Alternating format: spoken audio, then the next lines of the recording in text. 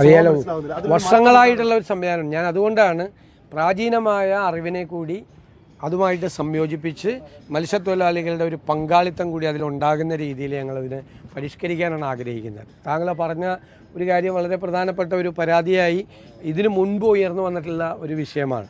അപ്പോൾ അത് ഇനി അത് നമുക്ക് ആവർത്തിക്കാൻ പാടില്ല. അത് ഗൗരവതരമായി നമ്മളത് പരിശോധിച്ച് അതിനുള്ള നടപടികൾ സ്വീകരിക്കും.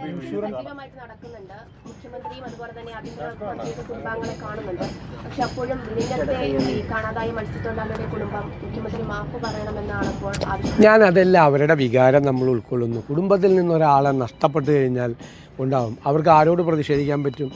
അവിടെ നിൽക്കുന്നവരോട് പ്രതിഷേധിക്കാൻ പറ്റില്ലല്ലോ. ഭരണകൂടത്തോടല്ലേ പ്രതിഷേധിക്കാൻ പറ്റുള്ളൂ. അവരുടെ സങ്കടം പങ്കുവയ്ക്കാൻ പറ്റുള്ളൂ. അതൊക്കെ ആ അർത്ഥത്തിലാണ് എടുക്കുന്നത്, അല്ലാതെ അവരെ ശത്രുക്കളായിട്ട് കാണുമല്ല. കുടുംബത്തിൽ ഒരാളെ നഷ്ടപ്പെട്ടു കഴിഞ്ഞാൽ ചിലപ്പോൾ ദേഷ്യം വരും, അമർഷം ഉണ്ടാവും, പ്രതിഷേധം ഉണ്ടാവും. അത് ഭരണകൂടത്തോടാണ്. ഇപ്പോൾ മുഖ്യമന്ത്രി ഭരണകൂടത്തെ പ്രതിദാനം ചെയ്ത് നിൽക്കുന്ന ഒരാളാണ്. മുഖ്യമന്ത്രിയല്ലേ വിമർശിക്കേണ്ടത്. ഒരു തെറ്റും ഞാൻ ആ കാര്യത്തിൽ കാണുന്നില്ല. പക്ഷെ അവർ ഓരോ പ്രാവശ്യം വിമർശിക്കുമ്പോഴും അതേ ഉത്തരവാദിത്വത്തോടു കൂടി നമ്മളിത് ചെയ്തിട്ടുണ്ട് എന്നുള്ളൊരു ആശ്വാസം ഞങ്ങൾക്കുണ്ട്. എങ്ങനെ നമ്മളെ കൊണ്ട് ചെയ്യാൻ കഴിയാവുന്നത്ര. ഇത് പോരാ, അതാണ്, ഇത് പോരാ.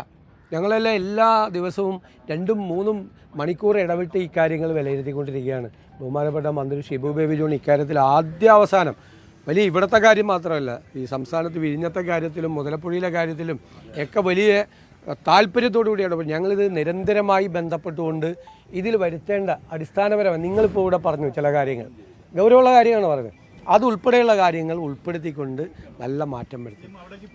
വീട്ടായിട്ടും നമുക്ക് പോകാമെന്ന് എല്ലായിടത്തും. ഇപ്പോൾ അവിടെ നമ്മുടെ മന്ത്രി CP ജോൺ പോയി, ശ്രീ ഷിബു ബേബി ജോൺ പോയി, അവിടെ എല്ലാവരും പോയി. നമുക്ക് പോകുന്നതിലൊന്നും ഒരു എന്താ ബുദ്ധിമുട്ട്. ഞാൻ അവരുമായിട്ട് ഫോണിൽ വിളിച്ച് സംസാരിച്ചിരുന്നു. അവർ പറയുകയും ചെയ്തു എൻ്റെ അടുത്ത് എന്തുകൊണ്ടാണ് അവരങ്ങനെ പറയാനുള്ള സാഹചര്യം. സ്വാഭാവികമാണ്. അതുകൊണ്ടൊന്നും അവർ ശത്രുവായിട്ട് കാണാം. മനുഷ്യൻ്റെ വിഷമം എന്ന് പറയുന്നത് നമുക്ക് എങ്ങനെ നിയന്ത്രിക്കാൻ പറ്റും? അപ്പോൾ സ്വാഭാവികമായിട്ട് നമ്മളെയൊക്കെയല്ലേ, നമ്മളാണല്ലോ വിമർശിക്കപ്പെടേണ്ടവർ, നമ്മളല്ലേ. നിങ്ങളിതെല്ലാം പഴയ കാര്യങ്ങളൊക്കെ പരിശോധിക്കുക. എല്ലാ കാലഘട്ടങ്ങളിലും എല്ലാം ഞാൻ ചോദിക്കട്ടെ, എല്ലാ സ്ഥലത്തും ആളുകൾ കാണാതായ സ്ഥലങ്ങളിലെല്ലാം നമ്മൾ ചെയ്തത് എന്താണെന്നുള്ളത് വിലയിരുത്തും. ഞാനതാണ് പറയുന്നത്.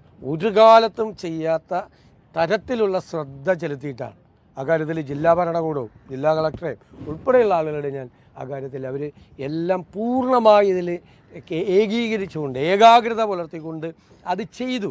പിന്നെ നമുക്ക് ഇത്തരം കാര്യങ്ങളുണ്ടാകുമ്പോൾ അവിടെ എത്തിയിൽ ചില നമുക്ക് പറയാം, അതല്ലല്ലോ വേണ്ടത്.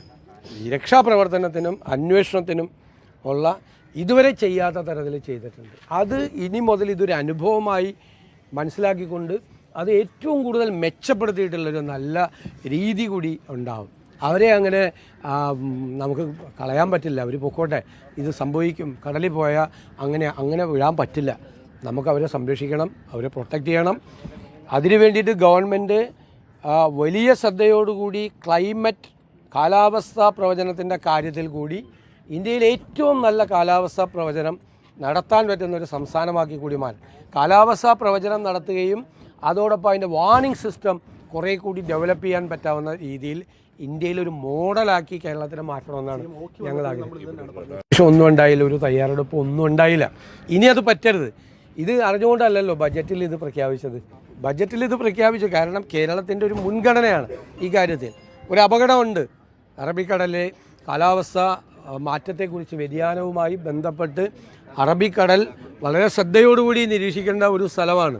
ഞങ്ങൾ പ്രതിപക്ഷത്തിരിക്കുമ്പോൾ തന്നെ Inter government panel on climate change report നിയമസഭയിൽ കൊണ്ടുവന്ന് ചർച്ച ചെയ്താണ്. തീർച്ചയായിട്ടും അത് ചെയ്യും എല്ലാവരും.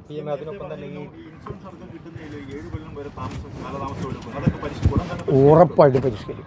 അതെല്ലാം കാരണം ആ കുടുംബങ്ങളെ സഹായിക്കുകയാണ്. അതിന് വർഷങ്ങളായി നിലനിൽക്കുന്ന ഒരു നമുക്ക് കേൾക്കുമ്പോൾ തന്നെ നമുക്കൊരു ഒരു പ്രസക്തിയില്ലാത്ത കാര്യങ്ങളുണ്ടെങ്കിൽ അതെല്ലാം പരിഹരിക്കും ഉടൻ തന്നെ. ഈ കാര്യത്തിൽ തന്നെ അതിൻ്റെ നടപടികളുണ്ടാവും ഉറപ്പായിട്ടും. ഈ തീരം കിലോമീറ്ററുകളോളം കടലെടുക്കുന്ന ഒരു സാഹചര്യം ഇപ്പോൾ നിലനിൽക്കുന്നുണ്ട് കാലാവസ്ഥക്കെടുത്ത സമയത്ത്. അതെല്ലാ കാലവും സംഭവിക്കുന്നതാണ്. പക്ഷേ അതിലൊരു പരിഹാരം ഉണ്ടാകുന്നില്ല.